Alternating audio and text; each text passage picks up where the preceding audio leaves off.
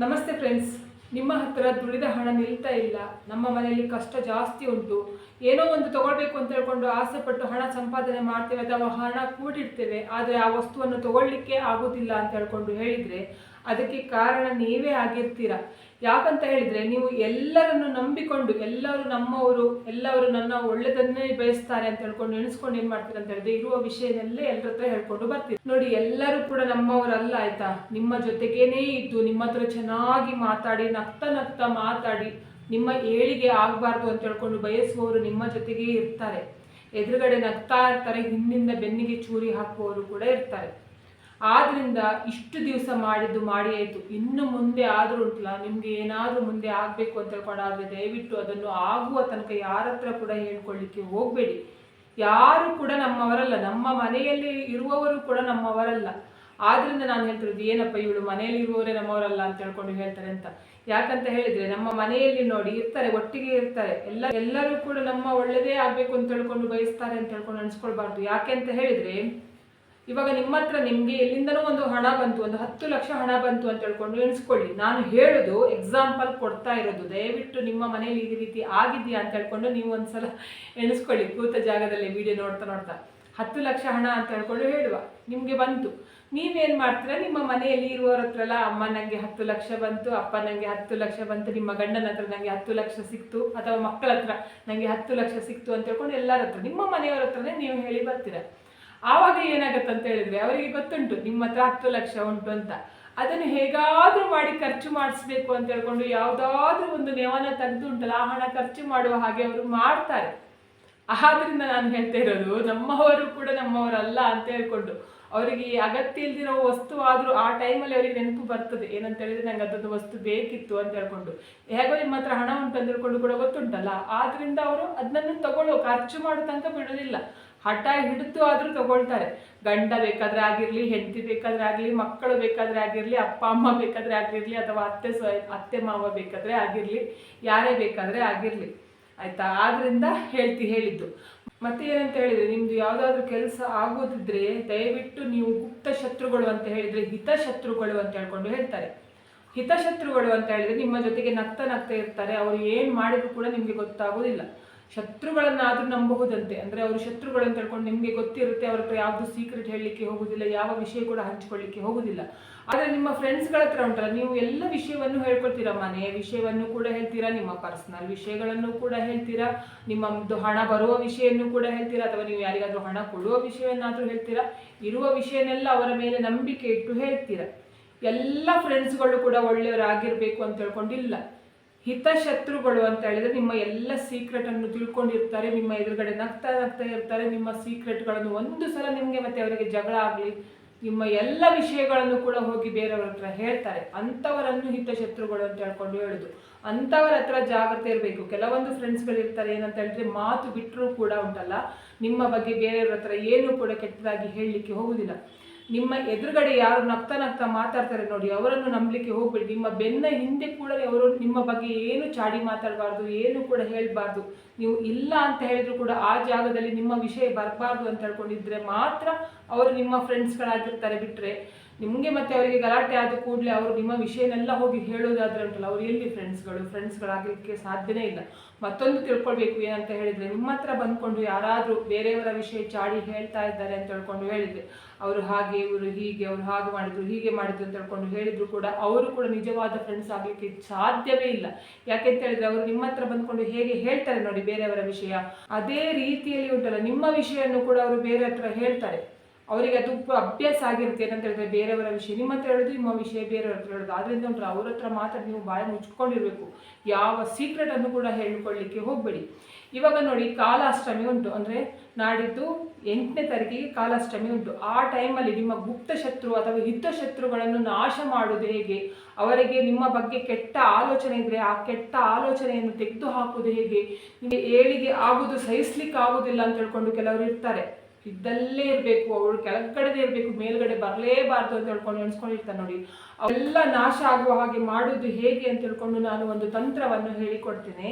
ಇದನ್ನು ಯಾವ ಸಮಯದಲ್ಲಿ ಮಾಡಿ ಅಂತ ಹೇಳಿದರೆ, ಜುಲೈ 8 ಕಾಲಾಷ್ಟಮಿ ಆ ದಿವಸ ರಾತ್ರಿ 7 ಗಂಟೆಯಿಂದ 8 ಗಂಟೆಯ ಸಮಯದಲ್ಲಿ ಮಾಡಬೇಕು. ಇದನ್ನು ಮನೆಯ ಹೆಂಗಸರು ಕೂಡ ಮಾಡಬಹುದು ಅಥವಾ ಗಂಡಸರು ಕೂಡ ಮಾಡಬಹುದು. ಮುಟ್ಟಾಗಿರುವ ಹೆಣ್ಣು ಮಕ್ಕಳು ಮಾಡಲಿಕ್ಕೆ ಹೋಗಬೇಡಿ, ಮುಟ್ಟಾಗಿರುವವರು ಬೇಡ. ಅದರ ಜೊತೆಗೆ ಮಕ್ಕಳು ಕೂಡ ಮಾಡಲಿಕ್ಕೆ ಹೋಗಬೇಡಿ. ನಿಮಗೆ ಮಕ್ಕಳಿಗೆ ಅದೆಲ್ಲ ಮಾಡಿಸ್ಬಾರ್ದು ಅಂಥದ್ದೆಲ್ಲ ಕೆಲಸವನ್ನು. ಅಂದರೆ ಅವರೇ ಚಿಕ್ಕವರಾಗಿರ್ತಾರೆ, ಅವರಿಗೆ ಏನು ಕೂಡ ಗೊತ್ತಾಗೋದಿಲ್ಲ. ಅವ್ರ ಹತ್ರ ನಾವು ನಮ್ಮ ಶತ್ರುಗಳು ನಾಶ ಆಗಲಿ ಅಥವಾ ನಮ್ಮ ಗುಪ್ತ ಶತ್ರುಗಳು ಹಿತಶತ್ರುಗಳು ನಾಶ ಆಗಲಿ ಅಂತ ಹೇಳ್ಕೊಂಡು ಅವರ ಮನಸ್ಸಿನಲ್ಲಿ ತರಬಾರ್ದು. ಆದ್ದರಿಂದ ನೀವೇ ಮಾಡಿ. ನೀವು ಮಾಮೂಲಾಗಿ ದೇವರಿಗೆ ಪೂಜೆ ಮಾಡ್ತೀರ ನೋಡಿ, ಪೂಜೆ ಮಾಡಿ ಆದ ನಂತರ ಈ ಕೆಲಸವನ್ನು ಮಾಡಿ. ಏನು ಮಾಡಿ ಅಂತ ಹೇಳಿದರೆ, ನಿಮ್ಮ ಮನೆಯ ಮುಖ್ಯ ದ್ವಾರದ ಹೊರಗಡೆಯಿಂದ ಕೆಲಸ ಮಾಡಬೇಕು. ಯಾಕಂತ ಹೇಳಿದರೆ, ಯಾವ ಕೆಟ್ಟ ಎನರ್ಜಿ ಬರುವುದಾದ್ರೂ, ಯಾವ ಗುಪ್ತ ಶತ್ರು ನಿಮ್ಮ ಮನೆ ಒಳಗಡೆ ಬರುವುದಾದ್ರೂ, ಯಾವ ಶತ್ರು ನಿಮ್ಮ ಮನೆ ಒಳಗಡೆ ಬರಬೇಕಾದ್ರೂ, ಯಾವ ಶತ್ರು ಏನೇ ಒಂದು ಕೆಟ್ಟ ವಸ್ತುವನ್ನು ಮಾಡಿದ್ದಾರೆ ಅಥವಾ ಅಂದರೆ ವಾಮಾಚಾರ ಮಾಡಿದ್ದಾರೆ ಅಥವಾ ಕೆಟ್ಟ ಕಣ್ಣಿನ ದೃಷ್ಟಿ ಹಾಕಿದ್ದಾರೆ, ಏನೇ ತರುವುದಾದ್ರೂ ಏನಂತ ಹೇಳಿದ್ರೆ ನಿಮ್ಮ ಮುಖ್ಯ ದ್ವಾರದಿಂದನೇ ಮನೆ ಒಳಗಡೆ ಬರಬೇಕಲ್ವಾ. ಮುಖ್ಯ ದ್ವಾರ ಬಿಟ್ಟು ಬೇರೆ ಕಡೆಯಿಂದ ಬರ್ಲಿಕ್ಕೆ ಆಗುದಿಲ್ಲ. ಕಿಟಕಿಯಲ್ಲಿ ಹಾಕೊಂಡು ಬರ್ಲಿಕ್ಕೆ ಆಗುದಿಲ್ಲ. ಅವರು ಬರುವುದಾದ್ರೆ ಆ ಜಾಗದಿಂದನೇ ಬರ್ಬೇಕಲ್ವಾ. ಆದ್ರಿಂದ ನೀವು ಏನ್ ಮಾಡಿ ಅಂತ ಹೇಳಿದ್ರೆ, ಅವರು ನಿಮ್ಮ ಮನೆಗೆ ಬರ್ದೇ ಇರ್ಲಿ, ಅವರು ಯಾವ ಜಾಗದಲ್ಲಿದ್ದಾರೆ ನೋಡಿ ಆ ಜಾಗಕ್ಕೆ ಈ ತಂತ್ರ ಹುಡುಕಿಕೊಂಡು ಹೋಗಿ ಅವರ ಮನಸ್ಸಿನಲ್ಲಿರುವ ಕೆಟ್ಟದ್ದು ಇದುಂಟಲ್ಲ, ಅಂದರೆ ಹಾಳಾಗಬೇಕು, ಒಳ್ಳೇದಾಗಬಾರ್ದು ಅಂತ ಹೇಳ್ಕೊಂಡು, ಅಥವಾ ಒಬ್ಬರ ಏಳಿಗೆ ಸಹಿಸ್ಲಿಕ್ಕೆ ಆಗೋದಿಲ್ಲ, ಅವರು ಎಂತಾದ್ರೂ ಮಾಡಿ ಪಾತಾಳಕ್ಕೆ ಬಿದ್ದು ಹೋಗಲಿ, ಅವರಿಗೆ ಒಳ್ಳೆಯದೇ ಆಗಬಾರ್ದು ಹಾಗೆಲ್ಲ ಎಣಿಸ್ಕೊಳ್ತಾರೆ ನೋಡಿ, ಅದೆಲ್ಲ ಉಂಟಲ್ಲ ನಾಶ ಆಗಿ ಹೋಗುತ್ತೆ. ಅವರು ಯಾವ ಜಾಗದಲ್ಲಿ ಬೇಕಾದರೆ ಕೂತ್ಕೊಂಡಿರಲಿ. ಇವಾಗ ನೋಡಿ, ಒಂದು ಫೋನ್ ಮಾಡಿದರೆ ಹೇಗೆ ಫೋನ್ ಒಂದು ಕಡೆಯಿಂದ ಇನ್ನೊಂದು ಕಡೆಗೆ ಹೋಗುತ್ತೆ ನೋಡಿ, ಅದೇ ರೀತಿಯಲ್ಲಿ ಇದು ಕೂಡ ಹಾಗೆ. ಅವರು ಯಾವ ಜಾಗದಲ್ಲಿ ಕೂತ್ಕೊಂಡಿದ್ರು ಕೂಡ ನಮಗೆ ಅವರು ಯಾವ ಹಿತಶತ್ರು ಅಂತ ಹೇಳ್ಕೊಂಡು ಗೊತ್ತಿಲ್ಲದೆ ಇರ್ಬೋದು, ಆದರೆ ಯೂನಿವರ್ಸ್ಗೆ ಅಂದರೆ ಬ್ರಹ್ಮಾಂಡಕ್ಕೆ ಗೊತ್ತಿದೆ ಅದು ನಿಮ್ಮ ಶತ್ರುಗಳು, ನಿಮ್ಮ ಹಿಂದೆ ಕುತಂತ್ರ ಮಾಡುವವರು ಯಾರು ಅಂತ ಹೇಳ್ಕೊಂಡು ದೇವರಿಗೆ ಗೊತ್ತಿದೆ, ಬ್ರಹ್ಮಾಂಡಕ್ಕೆ ಗೊತ್ತಿದೆ. ಆದ್ದರಿಂದ ಅವರನ್ನು ಹುಡುಕಿಕೊಂಡು ಹೋಗಿ ನಾಶ ಮಾಡುತ್ತೆ.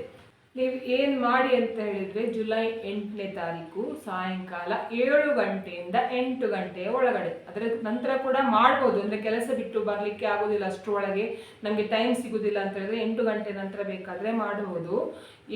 ಏನು ಮಾಡಬೇಕು ಅಂತ ಹೇಳಿದರೆ, ಒಂದು ವೀಳ್ಯದೆಲೆ ತಗೊಳ್ಳಿ. ವೀಳ್ಯದೆಲೆ ಎಲ್ಲಿ ಕೂಡ ಮುರಿದಿರಬಾರ್ದು ಅಥವಾ ಅದು ತೂತಿರಬಾರ್ದು, ಏನು ಕೂಡ ಪ್ರಾಬ್ಲಮ್ ಇರಬಾರ್ದು. ಅಂತಹದ ಚಂದದ ವೀಳ್ಯದೆಲೆ ತಗೊಳ್ಳಿ. ಒಂದು ಎಲೆಗೆ 2 ರೂಪಾಯಿ ಕೊಟ್ಟರು ಕೂಡ ಪರವಾಗಿಲ್ಲ, ಆಯ್ತು. ಅದರಲ್ಲಿ ಕೂಡ ಏನು ಲಾಸ್ ಇಲ್ಲ. ಯಾಕಂತ ಹೇಳಿದ್ರೆ ನಿಮ್ಮದು ಲಕ್ಷಗಟ್ಟಲೆ ಹಣ ಉಳಿತದೆ, ಅಥವಾ ನಿಮಗೆ ಎಲ್ಲಿಂದನೋ ಬರುವ ಹಣ ಬರುವ ಹಾಗೆ ಆಗುತ್ತೆ, ಕೆಟ್ಟ ಕಣ್ಣಿನ ದೃಷ್ಟಿ ಹೋಗುತ್ತಲ್ವಾ. ಆದ್ದರಿಂದ ನಾನು ಹೇಳ್ತಿರೋದು 2 ರೂಪಾಯಿಗೆ ಲೆಕ್ಕ ಹಾಕಲಿಕ್ಕೆ ಹೋಗ್ಬಿಡಿ. ಎಲೆ ನೋಡಿಕೊಂಡು ಚಂದ ಇರುವ ಎಲೆಯನ್ನು ತಗೊಂಡು ಬನ್ನಿ. ಮನೆಯ ಮುಖ್ಯ ದ್ವಾರದ ಹೊರಗಡೆಯಿಂದ, ಒಳಗಡೆಯಿಂದ ಇದನ್ನು ಮಾಡುವುದಲ್ಲ, ಹೊರಗಡೆಯಿಂದ ಆ ಎಲೆಯನ್ನು ಇಟ್ಟು ಅದರ ಮೇಲೆ ಏನು ಮಾಡಬೇಕು ಅಂತ ಹೇಳಿದ್ರೆ, ಒಂದು ನಿಂಬೆ ಹಣ್ಣನ್ನು ತಗೊಳ್ಬೇಕು. ನಿಂಬೆ ಹಣ್ಣು ಕೂಡ ಅಷ್ಟೇ, ಎಲ್ಲೂ ಕೂಡ ಕಪ್ಪು ಮಾರ್ಕ್ ಅಂದರೆ ಚುಕ್ಕೆ ಚುಕ್ಕೆ ಎಲ್ಲ ಇರುತ್ತೆ ನೋಡಿ, ಅದೆಲ್ಲ ಯಾವುದು ಕೂಡ ಇಲ್ಲದೆ ಇರುವ ಹಾಗೆ ನೋಡ್ಕೊಳ್ಬೇಕು. ಚೆನ್ನಾಗಿ ಇರಬೇಕು, ಅರಿಶಿನ ಬಣ್ಣದಲ್ಲಿ ಇರಬೇಕು ಚೆನ್ನಾಗಿ. ಆ ಥರದ ನಿಂಬೆ ಹಣ್ಣನ್ನು ತಗೊಂಡು ಏನು ಮಾಡಿ ಅಂತ ಹೇಳಿದ್ರೆ, ವೀಳ್ಯದೆಲೆದು ಮೇಲೆ ಉಂಟಲ್ಲ, ವೀಳ್ಯದೆಲೆಯ ತೊಟ್ಟು ನಿಮ್ಮ ಮನೆಯ ಮುಖ್ಯ ದ್ವಾರ ಉಂಟಲ್ಲ ಆ ದ್ವಾರ ಕಾಣಿಸುವ ಹಾಗೆ ಇರಬೇಕು. ಮುಖ್ಯ ದ್ವಾರ, ಇದು ಮುಖ್ಯ ದ್ವಾರ, ಮೇನ್ ಡೋರ್ ಅಂತ ಹೇಳ್ಕೊಂಡು ಹೇಳುವ. ಅದರ ಎದುರುಗಡೆ ಅಂದರೆ ಇದು ಮೇನ್ ಡೋರ್, ಅದರ ಎದುರುಗಡೆ ವೀಳ್ಯದೆಲೆ ಇರಬೇಕು. ಅದರದ್ದು ತೊಟ್ಟು ಉಂಟಲ್ಲ ನಿಮ್ಮ ಮೇನ್ ಡೋರ್ನನ್ನು ನೋಡುವ ಹಾಗೆ ಇರಬೇಕು. ಅದರ ಮಧ್ಯದಲ್ಲಿ ಒಂದು ನಿಂಬೆ ಹಣ್ಣನ್ನು ಇಡಬೇಕು. ನಿಂಬೆ ಹಣ್ಣಿನ ಮೇಲೆ ಏನು ಮಾಡಬೇಕು ಅಂತ ಹೇಳಿದರೆ, ಸ್ವಲ್ಪ ಉಪ್ಪನ್ನು ಹಾಕಬೇಕು, ಕಲ್ಲುಪ್ಪು. ನಿಂಬೆಹಣ್ಣು ಕಟ್ ಮಾಡೋದು ಅದೆಲ್ಲ ಏನು ಕೂಡ ಅಗತ್ಯ ಇಲ್ಲ. ಕಲ್ಲುಪ್ಪು ಹಾಕಿ ಅದರ ಮೇಲೆ ಮಿರ್ಚಿ ಪೌಡ್ರ್ ಅಂದರೆ ಮೆಣಸಿನ ಪುಡಿ ಉಂಟಲ್ಲ ಅದನ್ನು ಕೂಡ ಹಾಕಬೇಕು. ಯಾಕಂತ ಹೇಳಿದರೆ ಅವರು ನಾಶ ಆಗಬೇಕಲ್ವಾ. ಅವರು ಏನು ಮಾಡ್ತಿದ್ದಾರೆ ಅಂತ ಹೇಳಿದರೆ, ನೀವು ಕೆಟ್ಟದಾಗಬೇಕು ಅಂತ ಹೇಳ್ಕೊಂಡು ಬಯಸಿ ಅವರ ಹೊಟ್ಟೆಯಲ್ಲಿ ಮಿರ್ಚಿ ಬರ್ತಾ ಇರ್ತಾರೆ, ಅಂದರೆ ಖಾರ ಖಾರ ಆಗ್ತಾ ಇರ್ತದಲ್ವಾ, ಹೊಟ್ಟೆ ಕಿಚ್ಚು ಪಡ್ತಾ ಇರ್ತಾರಲ್ವ, ಹೊಟ್ಟೆಯಲ್ಲಿ ಬೆಂಕಿ ಬರ್ತಾ ಇರುತ್ತಲ್ವಾ, ಆ ಬೆಂಕಿ ಅವರಿಗೆ ಹೋಗಬೇಕಲ್ಲ, ಅವರಿಗೆ ಊಟ ಮಾಡಲಿಕ್ಕೆ ಕೂಡ ಆಗಬಾರ್ದು, ನೆಮ್ಮದಿಯಲ್ಲಿ ನಿದ್ದೆ ಕೂಡ ಮಾಡಲಿಕ್ಕೆ ಆಗಬಾರ್ದು. ಆ ರೀತಿಯಲ್ಲಿ ಅವರಿಗೆ ಹೊಟ್ಟೆ ಒಳಗೆ ಉರಿ ಬರಬೇಕಲ್ಲ. ಆದ್ದರಿಂದ ಮಿರ್ಚಿ ಪೌಡರ್ ಅಂದರೆ ಮೆಣಸಿನ ಪುಡಿಯನ್ನು ಅದರ ಮೇಲೆ ಹಾಕಬೇಕು. 5 ನಿಮಿಷ ನೀವು ಹೊರಗಡೆ ಕೂತ್ಕೊಂಡು ಅದನ್ನೇ, ಅಂದರೆ ವೀಳ್ಯದೆಲೆ, ಅದರ ಮೇಲೆ ನಿಂಬೆ ಹಣ್ಣು, ಅದರ ಮೇಲೆ ಉಪ್ಪು, ಅದ್ರ ಜೊತೆಗೆ ಮೆಣಸಿನ ಪುಡಿ ಹಾಕಿದ್ರು, ಅದನ್ನೇ ಒಂದು 5 ನಿಮಿಷ ನೋಡ್ತಾ ಕೂತ್ಕೊಳ್ಳಿ. ನೋಡಿಕೊಂಡು ಕೂತ್ಕೊಳ್ಳುವಾಗ ಏನಾಗುತ್ತೆ ಅಂತ ಹೇಳಿದ್ರೆ, ನಿಮ್ಮ ದೇಹದಲ್ಲಿರುವ ಕೆಟ್ಟ ಎನರ್ಜಿ ಎಲ್ಲ ಏನಾಗುತ್ತೆ ಅಂತ ಹೇಳಿದ್ರೆ ಅದು ಎಳ್ಕೊಳ್ಳುತ್ತೆ. ನಿಂಬೆ ಹಣ್ಣು ಮತ್ತು ಅದೆಲ್ಲ ಎಳ್ಕೊಳ್ಳುತ್ತೆ. ಅಲ್ಲಿಂದ ರಿಟರ್ನ್ ಆಗಬೇಕಲ್ಲ ಬೇರೆಯವರಿಗೆ. ಫಸ್ಟ್ ನಿಮ್ಮ ದೇಹದಿಂದ ಅಲ್ಲಿಗೆ ಹೋಗಬೇಕು, ಆಮೇಲೆ ಅಲ್ಲಿಂದ ಬೇರೆ ಕಡೆಗೆ ಹೋಗಬೇಕಲ್ಲ. ಆದ್ದರಿಂದ ಏನು ಕೂಡ ಕೆಟ್ಟದ್ದು ಭಾವನೆ ಮಾಡಲಿಕ್ಕೆ ಹೋಗಬೇಡಿ, ಎಂಥಸು ಕೂಡ ಕೆಟ್ಟ ಆಲೋಚನೆ ಮಾಡಲಿಕ್ಕೆ ಹೋಗಬೇಡಿ. ನೀವು ಅದರಲ್ಲಿ ಎದುರುಗಡೆ ಕೂತ್ಕೊಂಡು ಏನು ಮಾಡಬೇಕು ಅಂತ ಹೇಳಿದರೆ ಇಷ್ಟೇ, ನಿಮ್ಮ ಮನಸ್ಸಿನಲ್ಲಿ ಹೇಳಿ, ಬಾಯಿ ಬಿಟ್ಟು ಹೇಳ್ಕೊಳ್ಬೇಕಂತೆಲ್ಲ. ಯಾರೇ ನನಗೆ ಕೆಟ್ಟದ್ದು ಮಾಡಿದ್ದಾರೆ ಅಥವಾ ನನಗೆ ಯಾರೋ ಕೆಟ್ಟದಾಗಲಿ ಅಂತ ಹೇಳ್ಕೊಂಡು ಬಯಸ್ತಾ ಇದ್ದಾರೆ, ಯಾರು ನನ್ನ ಹಾಳಾಗಬೇಕು ಅಂತ ಹೇಳ್ಕೊಂಡು ಬಯಸ್ತಾ ಇದ್ದಾರೆ, ಅವರಿಗೆ ಹಾಳಾಗೋದು ಬೇಡ, ಅವರಿಗೆ ನಾನು ಎಂತ ಸಹ ಕೂಡ ಹಾಳಾಗಲಿ ಅಂತ ಹೇಳ್ಕೊಂಡು ಬಯಸುವುದಿಲ್ಲ. ಆದರೆ ನನಗೆ ಅವರು ಎಂತ ಮಾಡಿದ್ರು ನೋಡಿ, ಅದು 4 ಪಟ್ಟು ಅಥವಾ 10 ಪಟ್ಟಾಗಿ ಅವರ ಕಡೆಗೆ ಹೋಗಲಿ ಅಂತ ಹೇಳ್ಕೊಂಡು ಹೇಳಿ. ಅಂದರೆ ನೀವು ಹಾಳಾಗಲಿ ಅಂತ ಹೇಳ್ಕೊಂಡು ಎಣಿಸ್ಕೊಂಡ್ರೆ ಅವರಿಗೆ ಅದು 10 ಪಟ್ಟು ಅವರಿಗೆ ತಾಗುತ್ತೆ. ನೀವು ಅವರಿಗೆ ಹಾಳಾಗಲಿ ಅಂತ ಹೇಳ್ಕೊಂಡು ಬಯಸಲಿಲ್ಲ. ನೆನ್ಪಿಟ್ಕೊಳ್ಳಿ, ನೀವು ಅವರಿಗೆ ಹಾಳಾಗಲಿ ಅಂತ ಹೇಳ್ಕೊಂಡು ಬಯಸಲಿಲ್ಲ, ಅವರು ನಿಮಗೆ ಹಾಳಾಗಿರಲಿ ಅಂತ ಹೇಳ್ಕೊಂಡು ಬಯಸಿದ್ದಲ್ಲ. ಆದ್ರಿಂದ ಅವರು ನಿಮಗೆ ಆ ರೀತಿ ಬಯಸಿದ ಕಾರಣಕ್ಕೆ ಅವರಿಗೆ ಮಾಡಿದ ಕರ್ಮ 10 ಪಟ್ಟು ಅವರಿಗೆ ರಿಟರ್ನ್ ಆಗುತ್ತೆ. ಅಥವಾ ನಿಮಗೆ ಕೆಟ್ಟದಾಗಬೇಕು ಅಂತ ಹೇಳ್ಕೊಂಡು ಅವರು ಬಯಸಿದ್ದಾರೆ, ನೀವು ಏಳಿಗೆ ಆಗಬಾರ್ದು, ನೀವು ಸರ್ವನಾಶ ಆಗಬೇಕು ಅಂತ ಹೇಳ್ಕೊಂಡು ಬಯಸಿದ್ದಾರಲ್ಲ, ನೀವು ಅವರಿಗೆ ಬಯಸಲಿಲ್ಲ, ಅವರು ನಿಮಗೆ ಬಯಸಿದ್ದು. ಆದ್ರಿಂದ ಅವರು ಆ ರೀತಿ ಬಯಸಿದ ಕಾರಣಕ್ಕೆ 10 ಪಟ್ಟು ಅದು ಅವರಿಗೆ ರಿಟರ್ನ್ ಆಗುತ್ತೆ. ಆದ್ರಿಂದ ನಾನು ಹೇಳ್ತಿರೋದು, ಅವರು ನನ್ನ ಮೇಲೆ ಏನು ಎಣಿಸ್ಕೊಂಡಿದ್ದಾರೆ ನೋಡಿ, ಅದೇ ಅವರಿಗೆ 10 ಪಟ್ಟು ರಿಟರ್ನ್ ಆಗಿ ಹೋಗ್ಲಿ ಅಂತ ಹೇಳ್ಕೊಂಡು ಬಯಸಿ. ಆಮೇಲೆ ನಿಂಬೆ ಹಣ್ಣನ್ನು ನೋಡಿ, ಓಂ ನಮಃ ಶಿವಾಯ ಅಂತ ಹೇಳ್ಕೊಂಡು ಮಂತ್ರ ಹೇಳಿ. ಓಂ ನಮಃ ಶಿವಾಯ ಬೇಕಾದ್ರೆ ಮಂತ್ರ ಹೇಳ್ಬೋದು, ಇಲ್ಲ ಅಂತ ಹೇಳಿದ್ರೆ ಓಂ ಕಾಲಭೈರವಾಯ ನಮಃ ಅಂತ ಹೇಳ್ಕೊಂಡು ಮಂತ್ರ ಹೇಳ್ಬೋದು. ಕಾಲಭೈರವ ಏನು ಮಾಡ್ತಾರಂತ ಹೇಳಿದ್ರೆ, ಯಾರು ಕೂಡ ನಿಮಗೆ ಆಗಬೇಕು ಅಂತ ಹೇಳ್ಕೊಂಡು ಎಣಿಸ್ತಾರೆ ನೋಡಿ, ಅದು ನಿಮಗೆ ಕೆಟ್ಟದಾಗದೆ ಇರುವ ಹಾಗೆ ನೋಡ್ಕೊಳ್ತಾರೆ. ಮತ್ತೆ ಅವರಿಗೆ ಉಂಟಲ್ಲ, ಏನು ನಿಮಗೆ ಉಂಟಲ್ಲ ಹೇಗೆ ಬಿಸಿ ತಾಗಿಸಿದ್ದಾರೆ ನೋಡಿ, ಅದರದ್ದು 7 ಪಟ್ಟು ಬಿಸಿ ಕಾಲಭೈರವೇಶ್ವರ ಅವರಿಗೆ ತಾಗಿಸ್ತಾರೆ. ಆದ್ರಿಂದ ನಾನು ಹೇಳ್ತಾ ಇರೋದು, ನೀವು ಏನು ಮಾಡಿ ಅಂತ ಹೇಳಿದ್ರೆ, ನಿಮಗೆ ಎಷ್ಟು ಸಲ ಬೇಕಾದರೆ ಈ ಜಪವನ್ನು ಅಂದರೆ ಮಂತ್ರವನ್ನು ಜಪ ಮಾಡ್ಬೋದು. ಓಂ ಕಾಲಭೈರವೇಶ್ವರಾಯ ನಮಃ ಅಂತ ಹೇಳ್ಕೊಂಡು ಹೇಳ್ಬೋದು, ಅಥವಾ ಓಂ ನಮಃ ಶಿವಾಯ ಅಂತ ಬೇಕಾದರೆ ಹೇಳ್ಬೋದು. ಯಾವುದು ನಿಮಗೆ ಇಷ್ಟ ಅದನ್ನು ಹೇಳಿ. ಅದ್ರ ನಂತರ ಏನು ಮಾಡಿ ಅಂತ ಹೇಳಿದ್ರೆ, ಹೇಳಿ ಆದ ನಂತರ ಇವಾಗ 108 ಸಲ ಹೇಳ್ತೀರಾ ಅಥವಾ ಜಾಸ್ತಿಯೇ ಹೇಳ್ತೀರಾ, ನಿಮ್ಮ ಇಷ್ಟಕ್ಕೆ ಬಿಟ್ಟಿದ್ದು. ಅದ ನಂತರ ಮನೆ ಒಳಗಡೆ ಬನ್ನಿ. ಮನೆ ಒಳಗಡೆ ಬಂದ ನಂತರ ಆದಷ್ಟು ಮನೆಯಿಂದ ಯಾರು ಕೂಡ ಮನೆಯಿಂದ ಹೊರಗಡೆ ಹೋಗಬಾರ್ದು, ಆಯ್ತಾ? ಮನೆಯಿಂದ ಯಾರು ಕೂಡ ಹೊರಗೆ ಹೋಗದೆ ಇರುವ ಹಾಗೆ ನೋಡ್ಕೊಳ್ಳಿ. ಒಂದು ಕೆಲಸ ಮಾಡೋದು ಒಳ್ಳೇದು ಏನಂತ ಹೇಳಿದ್ರೆ, ಎಲ್ಲರೂ ಕೂಡ ಮನೆಗೆ ಬಂದ ನಂತರ ಪುನಃ ಮನೆಯಿಂದ ಹೊರಗಡೆ ಹೋಗಬಾರ್ದು, ಆಯ್ತಾ? ಆ ರೀತಿ ಇರುವಾಗ ಏನು ಮಾಡಿ ಅಂತ ಹೇಳಿದ್ರೆ ಮಾಡಬಹುದು. ಅಂದರೆ 8 ಗಂಟೆ ನಂತರ ಯಾರು ಮನೆಯಿಂದ ಹೊರಗಡೆ ಹೋಗುದಿಲ್ಲ ಅಂತ ಹೇಳಿದ್ರೆ 8 ಗಂಟೆ ಒಳಗಡೆ ಮಾಡಿ.